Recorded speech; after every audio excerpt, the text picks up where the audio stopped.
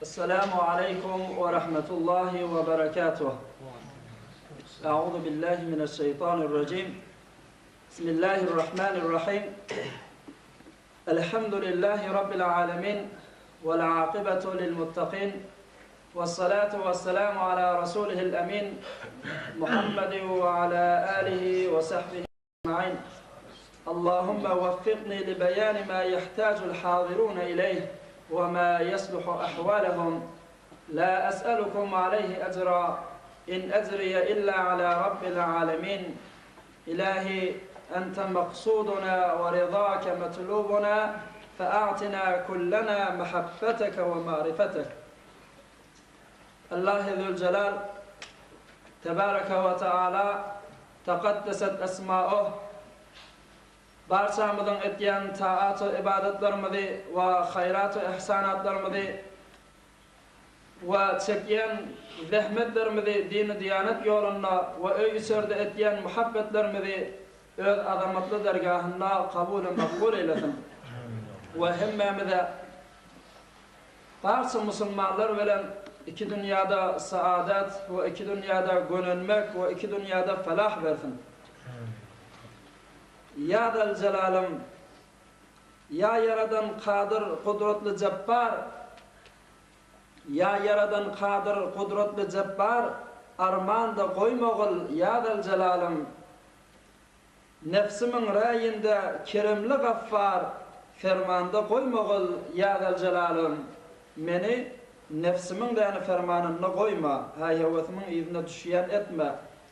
Saklağıl kaygıdan, gamdan, mehnetten, hali koyma dünyalıktan, devletten, naumid etme, şefaattan, rahmetten, dermanda koymağıl ya Zalım.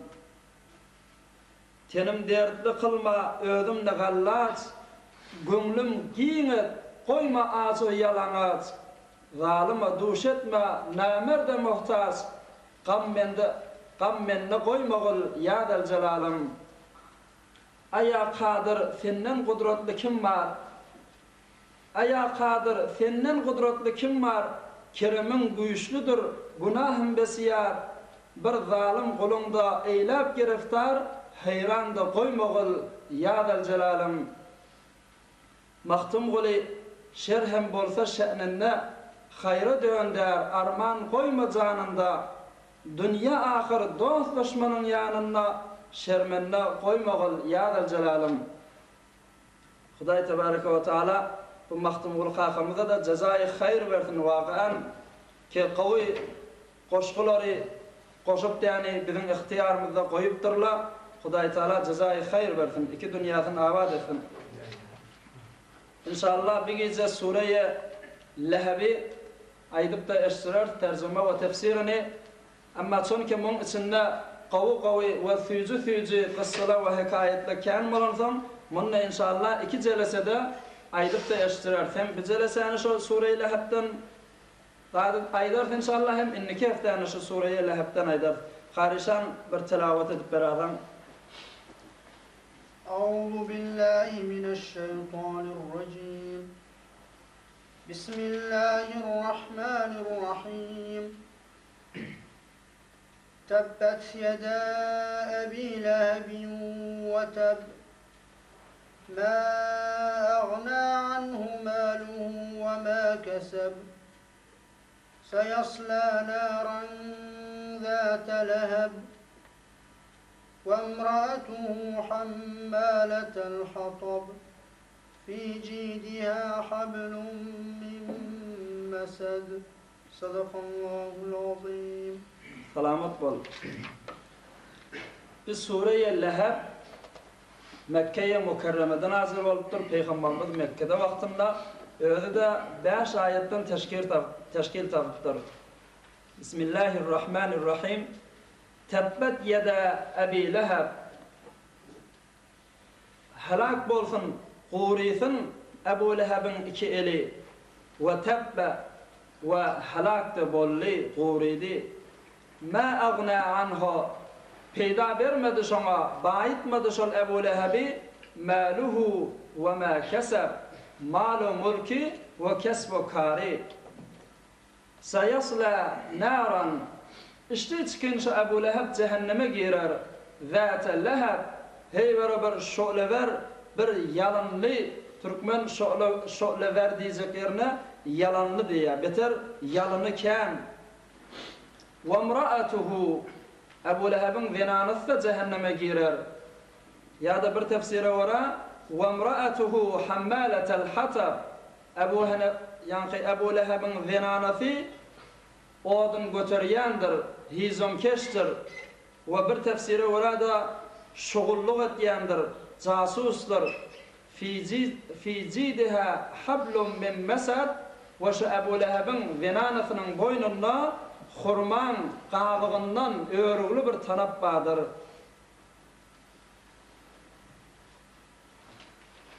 Bu sura fakat şu Ebu Leheb'i bedbaht ki iki dünyada xar-ı zelil olup da hem bu dünyada hem o dünyada xar-ı zelil olup geçen adam şunun özü ve zinanasının da yani hakkında inen sura. Fakat şunun ikisinden gurrun ya bu sura.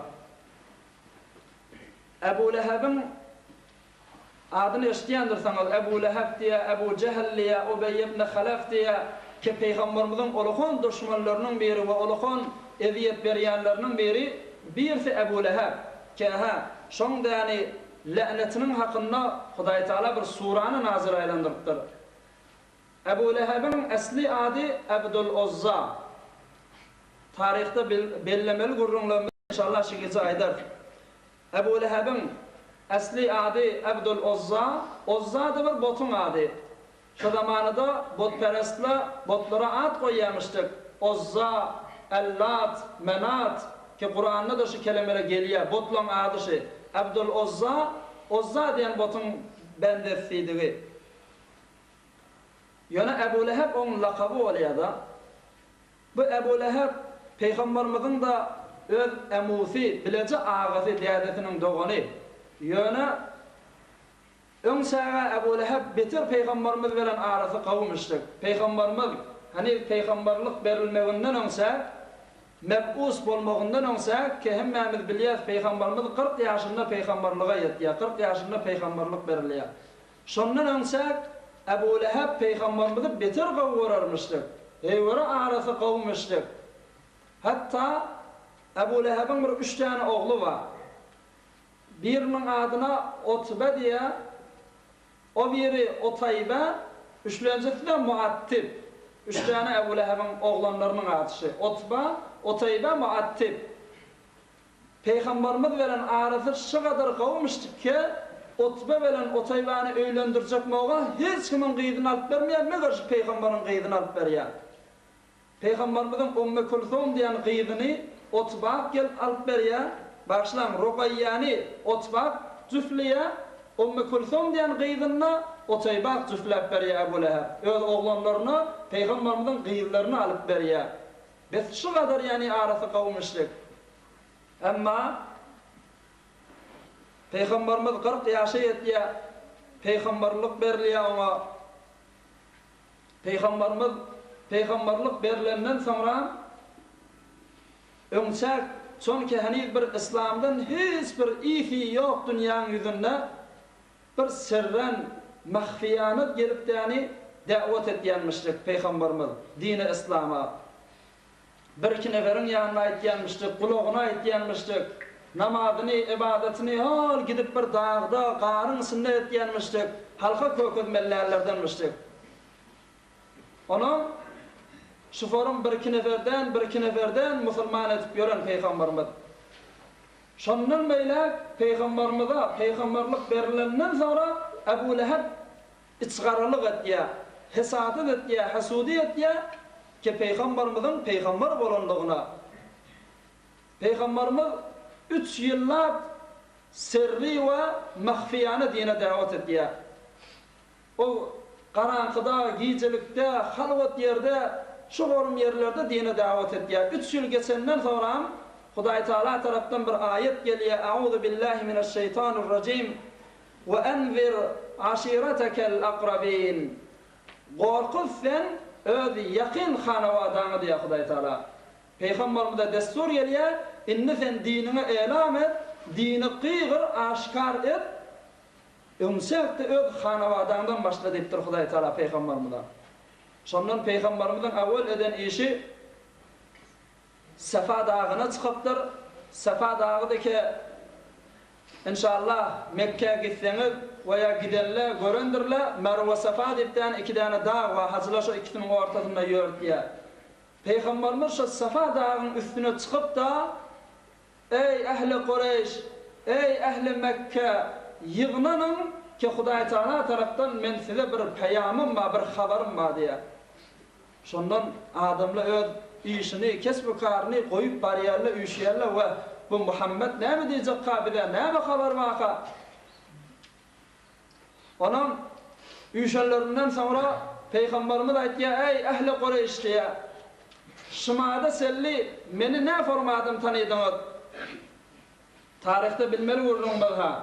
Qav dikkat edin. Şımada sellin meni Muhammed'i nezire tanıydınız diye.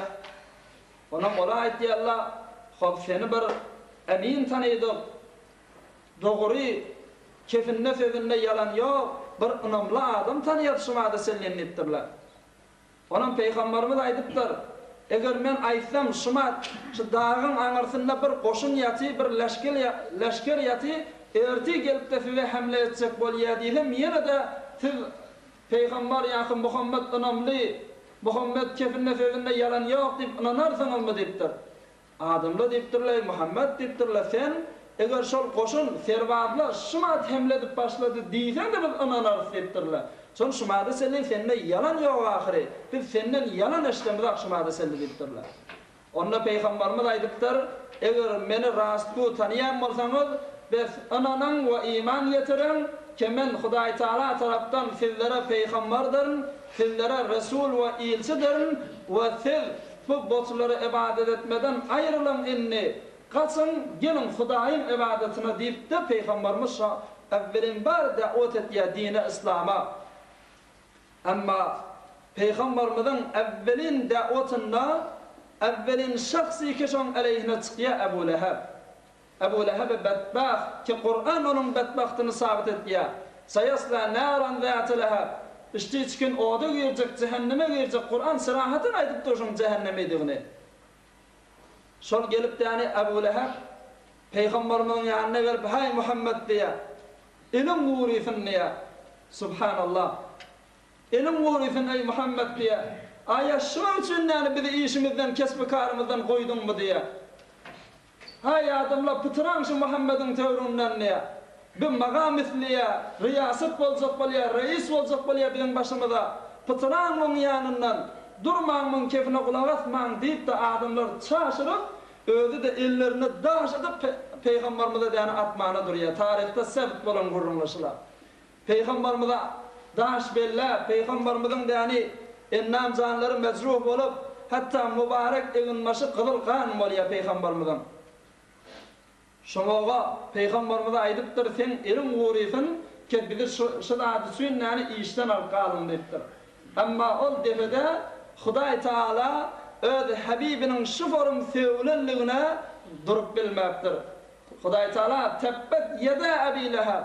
Ebu Leheb'in öz ikili uğrifin halak bolsun Ebu Leheb ve tebbe ve halak da bollu diýipdir Hudaý Taala. Hani inşallah tefsirin ahirine aýdars Ebu Leheb ne form bolup ne kadar horluk bilen haruz zelil bolup dünýäden geçýänligini inşallah aýdars alam. Şondan sonra Ebu Leheb beter Peygamberimiz bilen adawaty we bogzy köfelýär. Hatta Peygamberimiz nirde gelip dini davet etsek bolsa, başka oğullardan Mekke her nämesen bir tezaret jaý müşrik, Mekke kän tazirle başka yurtdan gelýärler müşrik. Peygamberimiz şolaryň ýanyna baryp da şolar dini davet etsek moga, Ebu Leheb ýanlaryna gelip de yani bu däliň kefine gulak asyp bermän. Bula öz atalarynyň, kakalarynyň dinini yitiren adam bu. Mung bu däliň kefine gulak asman diýip ol gelýän kerwanlar da yani Peygamberimiň ýanyna kawup goýberýärmişdir. Ve hatta Peygamberimiz sallallahu taala aleyhi ve sellem Kabe'ye gelip namaz okuyacak vakti evvelin bari ki Kaaba kadam artıp yani şu takdan namaz okuyacak diyen vakti öz sahabalar bilen öz hücretinden çıkıp yani daşarıp uğrayarla Kabe'ye karşıyın. Şonla yani hemme adamla Ebu Leheb'in yoldaşları ve Ebu Leheb'in özü ellerini daş alıp şol peygambara sahabalara karşıyın beller atıp ağaç bilen vurup eli bilen vurup adamlar şeydi peygamberimize dokuluyarlar. Sahabalar da vakan Huday Teala olara olakon saadet berden peygamberimizin daşına aylanıp teorik daşına alıp yani gelyen daşlı peygambere değmesin bize değsin deyip yani peygamberimizin önünde sefer oluyarlamıştık. Şeydi peygamberimiz Kabe'ye varıp evvelin var namaz okuyor. Öz Huday'ın ibadetini hem halka kokuyor. Men botu ibadet etmeyen, şu Kabe'nin eyyeti olan Huday'ı ibadet etmeyen deyip e'lan ettiği aşikara namazını okuyor evvelin var. Ama peygamberimizin düşmanı beter köfeliyor. Öz hemsayetinden tut, famil karındaşından tut, ondan anırdan tut. Beter peygamberimize adavet ve boğuz köfeliyor halkın arasında. Peygamberimizin bir 5 tane hemsayesi var. Qav tanıyalım. Birisi Ebu Leheb. Ki peygamberimizin divar ve divar diyen yalak hemsayesi. İnşallah inni keftede aydar Ebu Leheb'in ve onun zinanasının peygamberimizden ne kadar eziyet veriyorlar onun hakkında.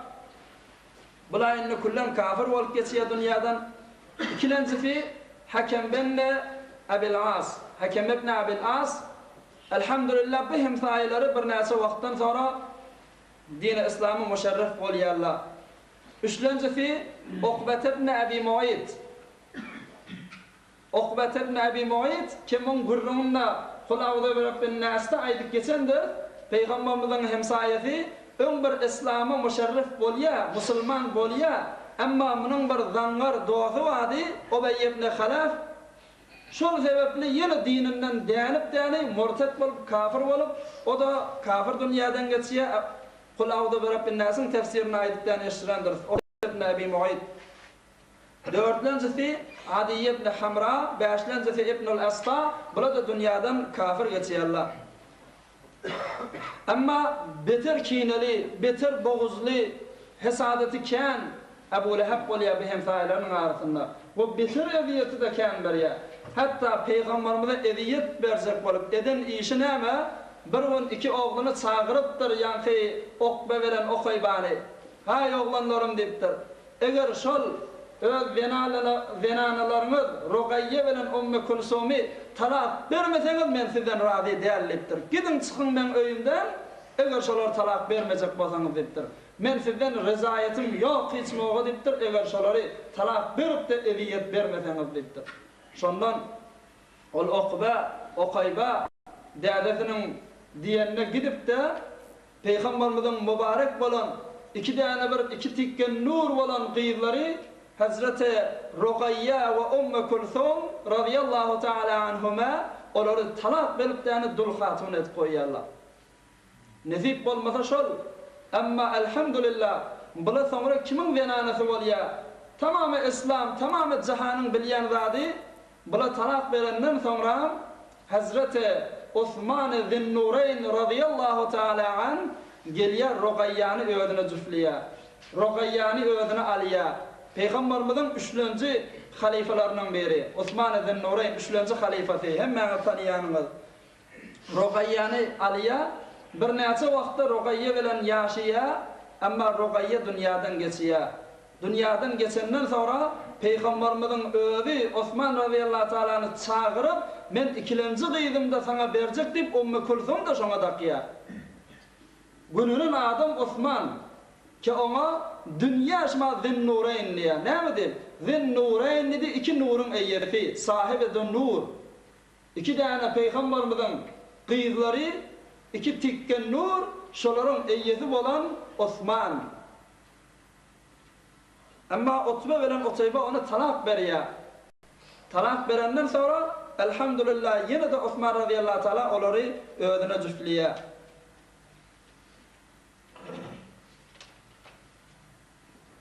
Bir neyse vakt geçiyor Peygamberimizden peygamberlik verilenden sonra Takriben 7 yıl geçenden sonra Peygamberimizden bir olaqan hamifi izinle arkada olup himayet edip duran bir ağası varmıştır, Ebu Talib. Bu Ebu Talib da dünyadan geçiyor. Dünyadan geçenden sonra kafirli Müslümanları bitir şekence veriyorlar. Bitirken eziyet veriyorlar. Hatta Müslümanların bir fakir fukarası varmıştır, zayıflar varmıştır. Şolardağı Mekke'den çıkarıp bir çöl çömmekte hiçim yok yerlerde şallağın aşağında, gülün aşağında ne kadar ha şekence veriyorlar. Hatta bir şekence veriyen zatlarının biri geliyorlar bu şu Müslümanların ellerinden, ayaklarından damıp her 4 adam olup her haysi bir taraftan çekmeyene duruyorlar. Ellerinden, ayaklarından şu formu şekence veriyorlar sen dininden kayıt deyip. Ama sahabalar her ne kadar şekence verilse de kaytam ahad, ahad, ahad, bir Huday deyip dünyadan geçiyorlar. Ama imanını elden vermiyorlar. Sonra görsek bu şekenceler olacak değil. Geliyorlar Ebu Talib dünyadan geçenden sonra Mekke'nin olaqanları Mekke'nin ehline bir hükümetge ki indiden böyle her kim Müslüman olsa, her kim Muhammedi olsa şol Mekke'de yaşamana hakkı yok diye. Çıksın gitsin nerede yaşadı yaşaversin diye. Öğlerden tamam şikence bilen öylerine girip de öylerine akidatlarını alıp kaydıp eziyet bilen şeydi vurup Müslümanlar Mekke'den kavuk veriyorlar. Sonra da bir hüküm yazıyorlar Kabe'nin kapısına yapışıp koyuyor ki inniden melek hiç kim şu Muhammed ve Muhammedi ile bilen sallallahu teala aleyhi ve sellem hiç kim rabıta yani berqarar edip bilmer diye. Hiç kim şu bilen katnaşmalı değil, oturuşmalı değil bir Müslüman bilen. Şolardan qıyız almak da doğru değil, qıyız vermek de doğru değil şolara. Hatta bazıları gelse, sen tükanından bir zat alacak bolsa şona satma da doğru değil dep hükmet diyorlar. Şey dep de Kabe'nin kapısının ağzında şol hükmü yapışırıp koyuyorlar. Peygamberimiz buzurgan sahabeler bilen, öz handanı bilen hemmece gitdiyorlar Şabi Ebi Talib'e. Tarihte gelen gurundan beri Şabi Ebi Talib, Ebu Talib'in de yani bir yeri varmıştık, bir oyluk. Şonla çadır kurup, hulası günün kölövesinde deniyorlar. Şol kızgınla 3 yıllap gidiyorlar Şabi Ebi Talib'de. Mekke'ye gelip bilmiyorlar, gelse de hiçbir muamele edip bilmiyorlar. İyi viski hiç tat yok ellerine 3 yıllap bir şu Müslümanlığı, dini, imanı ellen berzek değerli şu Şabi Ebi Talib'de geliyorlar. Şabi Ebi Talib de Peygamberimizin dünya ile yerha. Hatta şeyle bir ağaçlık bolya, nesaha sahabalar, nesaha kişik oğlanlar ağaçlığın derdinden dünyadan geçiyorlar. Sa'd ibn Abi Waqqas radıyallahu teala anhu aytiya sahabaların biri hatta men özüm diye şu Şabi Ebi Talib'de badım şolun birdi menden bir katı ağaçlık yetişipdi ma bir katı ağaçlık yetişipdi imanı da hiç şart yok şondan ne eteceğimi bilmeni bir kayış vardı diye bir çerim vardı koyunun bir dadın dersi özde katı kalın hiç şart tapmadım imanım megelin keşil şunu suyun içinde kaynadı yumşadıp şunu yedim diye başka yer yalak rahat yoktu diye şey dip de yani özümü diri sakladım diye ama şu moğada ol zangar ol bedbağ fit dünya vel ahira Ebu Leheb ne edermiştik tacirli de yani Mekke geliyorlar buğday arpa tuğuy anır verdat getiriyorlar şolara Ebu Leheb barıp aytyanmıştık her kim şu Şabi Ebi Talib'den gelip sizden bir daha satın alacak bolsa, şuna 10 barabar kıymet verin satın diyenmiştik. Mesela 1000 tönlük zadını da 10.000 töne verin diyenmiştik şolara. Alsalara alırlar, almasalar cinsiniz geçmeyeni kalsa, men öyme götürün hemmezin özüm alayın diyenmiştik. Özü satın alayamıştık ama şol Peygamberimizin sahabalarına sattırarak koymamıştıklar. Şey dip de yani Peygamberimize eviyet veriyor, azar veriyor, şıkıncılı veriyor. Hop. Amma inni şol Ebu Leheb neme günah galiya. Ebu Leheb'in öde kafir olup geçiyor dünyadan, gurrumu yok. Zenanası kafir olup geçiyor, gurrumu yok. Zenanasının da gurrumunu inşallah inniki iftida eder tabi. Ama 3 tane oğlu, Utba, Utayba, Muattib. Ol ikisi Utayba veren Muattib, Mekke fetih olanla ola Müslüman oluyor elhamdülillah. Müslümanı İslam'a müşerref oluyorlar. Müslüman oluyorlar. Utayba veren Muattib. Ama Utba näme? O da bedbaht bolup dünyadan geçiyor. Bir gün ol Utba'yı ki Peygamberimizin Rugayye diyen kıyığını talak verip onu dul hatun edip koydu. Ta Peygamberimiz yani eziyet çeksin, adar görsün nepte. Şol Utba Şam-ı Şerif'e ticaret için gidecekmiştik. Gelipdir bir gün Peygamberimizin yanına, Peygamberimiz doğru namazda, öz Hudayi bilen ibadetinde, hiç kim bilenle işi yok. Şeydip oturan vaktinde Utba gelip de doğru Peygamberimize sana ve dinine helaklık bolsun deyip de Peygamberimize tükürüptür yüzüne, subhanallah. Ama inşallah Peygamberimizin yüzüne var bir sürü degen neldir. Utba yüzüne tükürüp de ey Peygamber sana dinine helaklık bolsun deyip de çıkıp kayıt ya. Peygamberimiz izinden kol kaldırıp dua et ya. Ey bar Hudaya sana ve senin dinine düşman olan Utba'nı özün helak et, bir mevcutları şuna musallat aylandır diye. Şimdi Peygamberimizin bedduasını Allah'a ol Utba diyani. Gelip öyle hay beğenip hoş olup hay deyadizan bir kuvveten işim var deyip durup Ebu Leheb ne ettin deyip durup onunla yanışmat Muhammed'in yanına vardım şunun yüzüne tükürüp geleyen deyadi deyip durup o ne etti onun Muhammed sana deyip durup hiç şart ediveren işi yok deyip durup fakat kol kaldırdı. Ey bar Hudaya şuna da yani bir mevcutlan birinin musallat aylandır deyip dua etti eden işi yok deyip durup Ebu Leheb yüreğine bir korku düşüptür. Hay deyiptir. On da yani duasa kabuldur deyiptir. Bilyenmiştik Peygamberdiğini duasının kabul olyanlığını ama hesadet ba Ebu Leheb'de. Kibir ve gurur ve kabul edip gelmeye dini İslami. Nesaha tacir olup da Şam-ı Şerif'e gittiyarlar. Gizi bir yerde kalmalı olayarlar, oturak etiyarlar.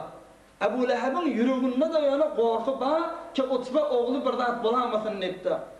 Tamamı tazirlara ettiği can hayiş, pırtçı giyiciliktir. Şu giyce yatmayalım, şu Utba'dan nigahvani verelim. Şu Utba şu giyce bir zat bulamasın, kaçı korkuyan diye. Tazirler de bolya deyip, geliyarlar tamamı düğelerini, yüklerini bir yerde koyup da öldür de şunun orta arasında yatıyarlar. Orta arasında yatmıyor, orta arasında üşüyarlar. Öz orta aralarında da Utba'nı koyuyorlar. Ki hiç raşına gelip sedeme vurup bilmesin deyip. Giyeceğini de dana çellin, du çeşmi diyen yanıp karakolçuluk atıp çıkıyorlar. Türkmen nigahvaniye karakolçuluk diye. Karakolçuluk atıp çıkıyorlar, tainke hiçbir heyvani gelip sana asip getirmesin deyip. Ama iki vöz veren nigahvani yetip duruyorlar, karakolçuluk atıp duruyorlar, o iki vöz Hudayın yani mahluğu, Huday ona görmediyse o iki vözün açık bolan ne peydası var. Huday o gözlerden nuru alıya, didini alıya, bir olukon yol var geliyor bulan arasına. Beber. Yol var geliyor, aralarına giriyor, bula inna havariye okaçın gözler görene. Başka da adı görüyor ama şu yol varsa görene. Her ayetın gelip bir iskiye, görse öz memuriyet verilen adam değil. Barıp o birini iskiye, o da memuriyet verilen adam değil. Ahırda iskab, Utba'nı tapya, iskiye görse memuriyet verilen adam şey. Huday Teala taraftan iyi verilen hayvanla.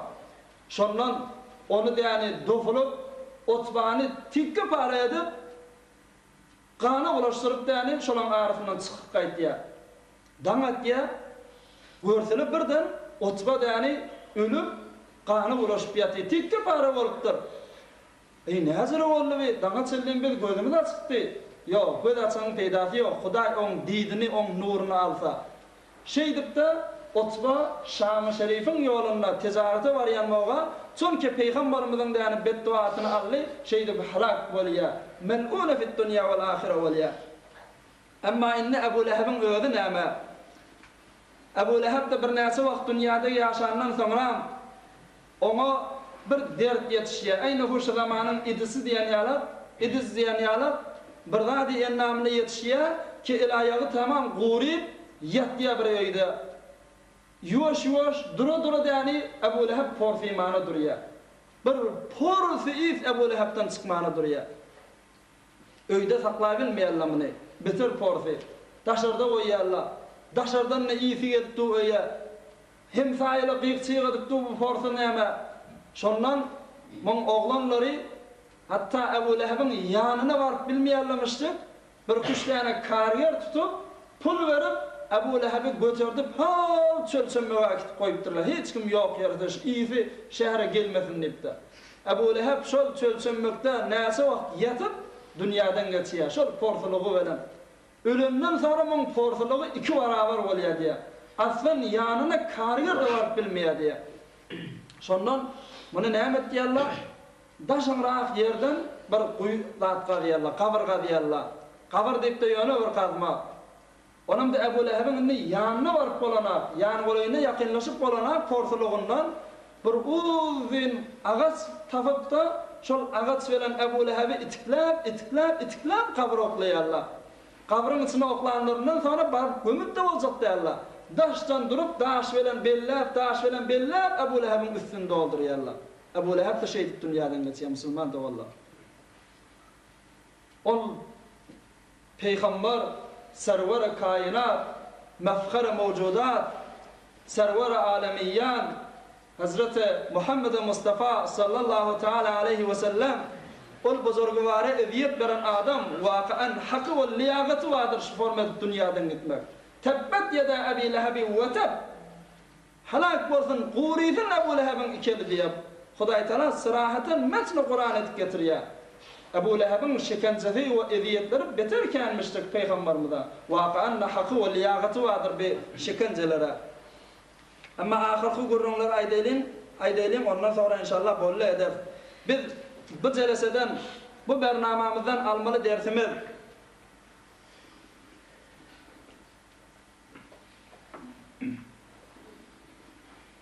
öz hemsayan bilen qawu olmalı, musulman da wallah. Öz hanavadan bilen qawu olmalı, familin qarındaşın bilen qawu olmalı, ahlagın ola bilen qawu olmalı. Hatta kitaplarda ba hemsayan senden 3 tane hakkı bolýar diye. Hemsaya 3 tüýsli bolýar. 3 form bolýar. Birisi senden 3 hakly bolýar. Inne Ebu Leheb de Peygamberimizin hemsayasymışdyk. Hem de öz emusi bile ağasymışdyk. Amma nesle rahma ne hemsayalyk ba biz inne Ebu Leheb ýalyk bolmalyha. Hemsaya 3 form bolýar. Bir tofar hemsayala senden 3 hakkı var. Ama bir tofar hemsayala senden 2 hakkı var. Bir tofar hemsayala senden 1 hakkı var. Olasa haksız hemsaya yok. 3 hakkı var hemsaya. Mesela sen öz doğunun bilen bilece hemsaya biçtiğin. Däden bilen, emun bilen ayrı hakkı. Merizledi mi? Barıp Allah şifa versin diye sormalı. Toy tuttu mu?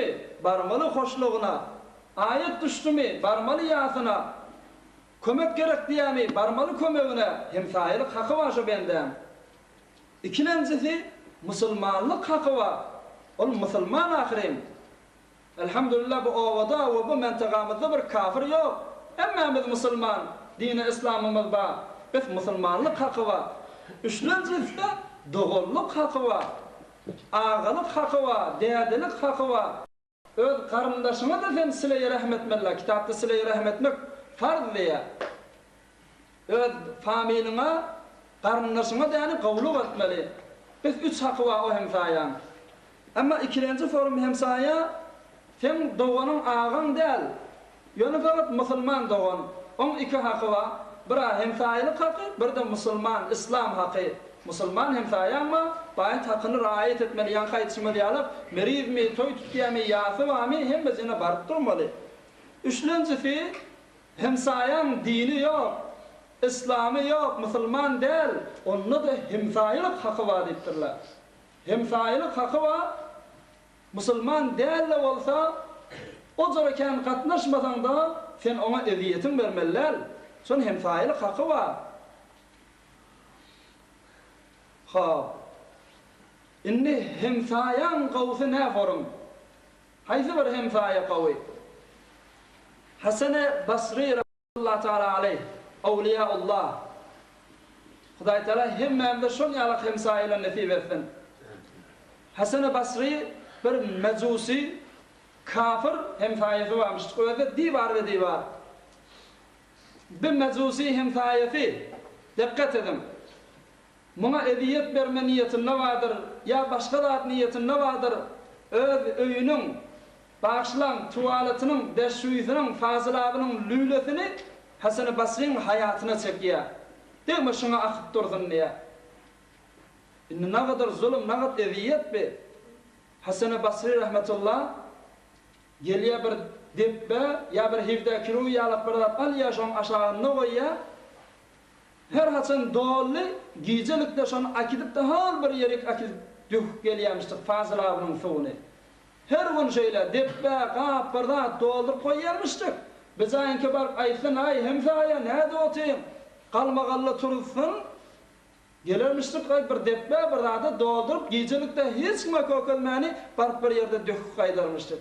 Bir näse wagt geçýär, bu mezusi heyran galýar bu Hasan-ı Basri näme dip maňa şikaýety gelenak, nämesin zeyranana, nämesin gıýkçyk turdana, şoň üstünde baraýyn da dip öýdi barýar ýanyna. Ey Hasan näme?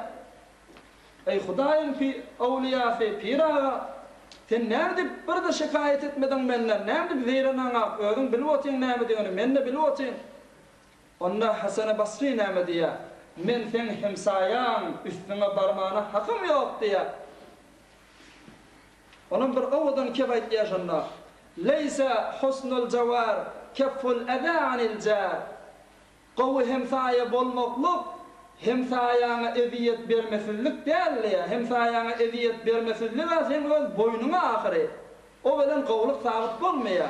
Qawi hemsayalık ne hasıl bolya?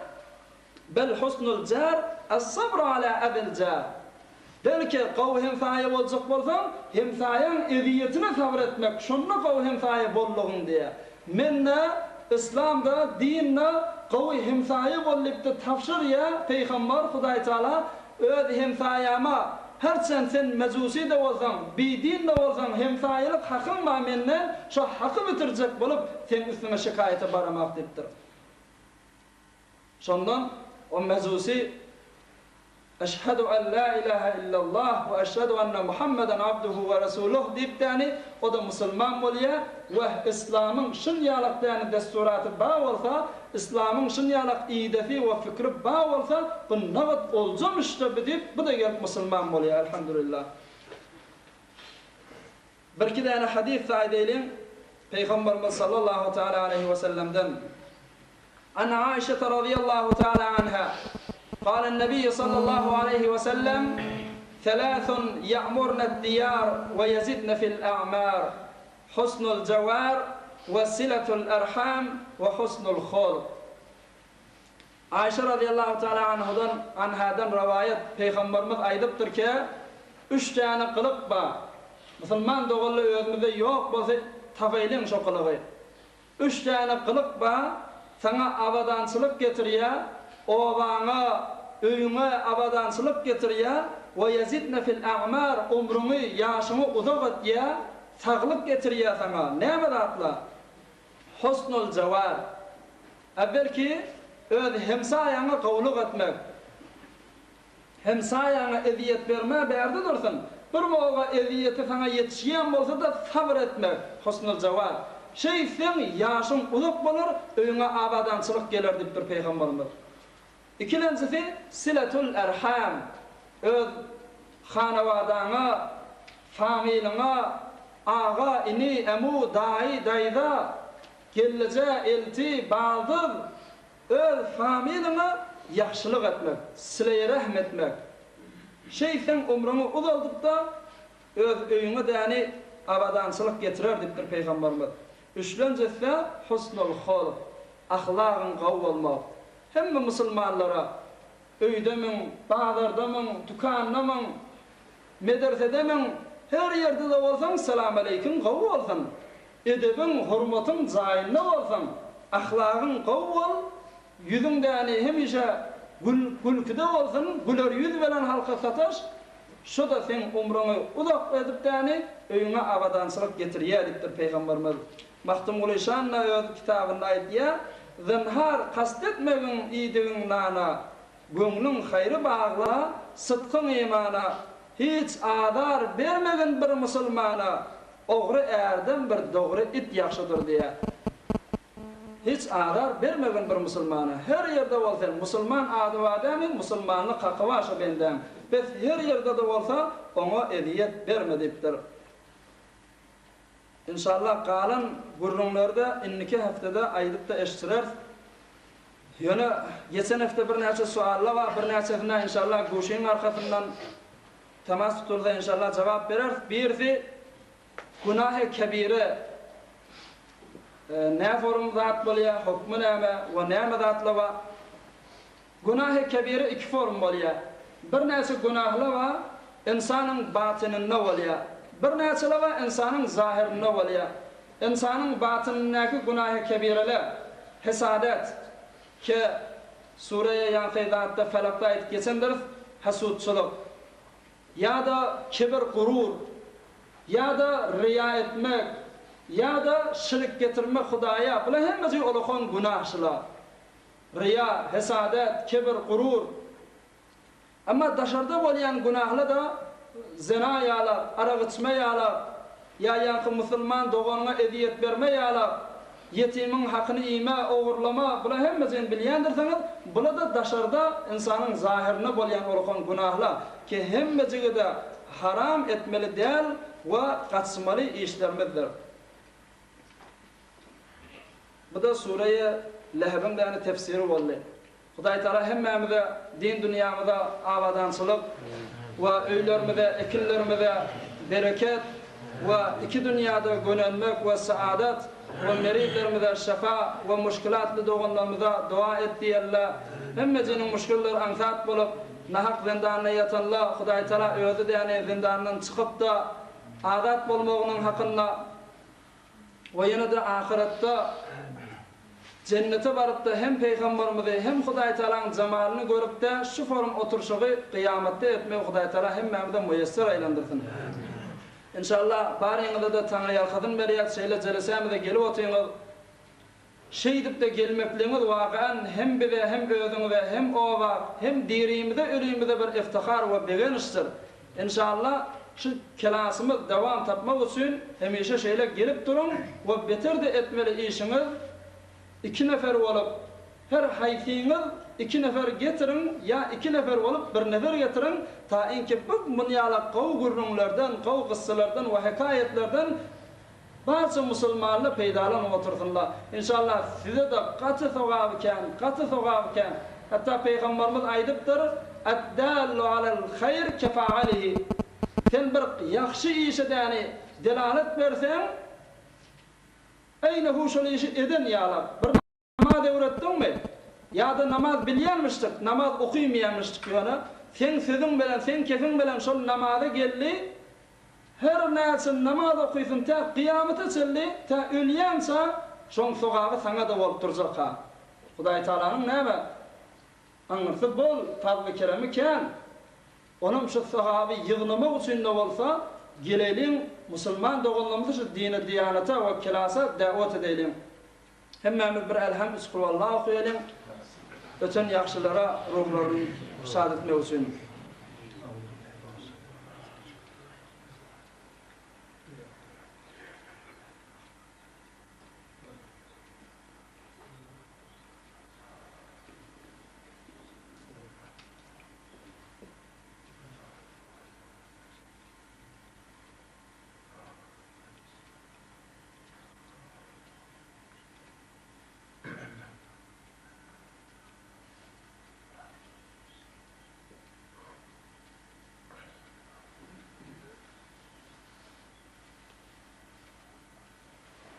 سبحان ربك رب العزة عما يصفون وسلام على المرسلين والحمد لله رب العالمين.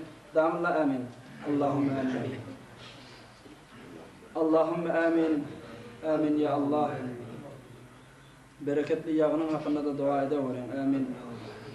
اللهم آمين يا رب العالمين. آمين يا الله. اللهم آمين يا إله العالمين. آمين يا الله يا مجيب السائلين. آمين يا الله يا رب العالمين برحمتك يا أرحم الراحمين.